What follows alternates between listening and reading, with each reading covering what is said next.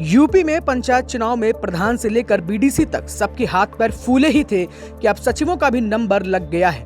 पंचायती राज मंत्री ओम प्रकाश राजभर के चुनावी समय के ऐलान के बाद से ही गांव से लेकर घर घर तक सियासत तेज हो गई है और प्रधानी हो या बीडीसी, भाई बेटा वाले पोस्टर लगने शुरू हो गए हैं। इस बीच अब खबर पंचायत सचिवों से जुड़ी हुई है।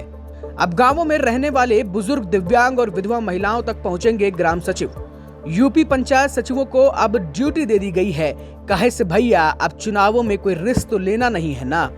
अब पंचायत सचिव गांव-गांव जाकर संबंधित लोगों से मिलेंगे और उन्हें पेंशन मिल रही है या नहीं इसका स्थलीय और अभिलेखीय सत्यापन कर पेंशन का लाभ दिलाएंगे। जाहिर है अब 5 साल का समय बीत रहा है और अब प्रधान से लेकर पंचायत सदस्य तक के चुनाव में जनता अपना मतदान करेगी। अगर पेंशन नहीं मिली तो उसका असर भी पड़ेगा। तो ऐसे में सरकारी कर्मचारियों को एक्टिव करने का समय तो आ ही गया है।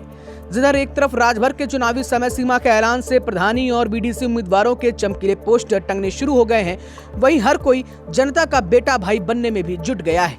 इसी बीच अब क्लास लगी है पंचायत सचिवों की। एक बड़ा आदेश दे दिया गया है। अब बीजेपी से लेकर सपा तक हर कोई चुनावी दांव पेच खेलना शुरू कर चुका है। आपको याद होगा इसके पहले बीते पंचायत चुनाव में भी बीजेपी को एक सीट मिलने के बावजूद बीजेपी ने अपने पंचायत अध्यक्ष सदस्य बना लिए थे। आपको याद होगा इसके पहले बीते पंचायत चुनाव में भी बीजेपी ने किस तरीके से कम सीट के बावजूद अपने पंचायत अध्यक्ष सदस्य बना लिए थे।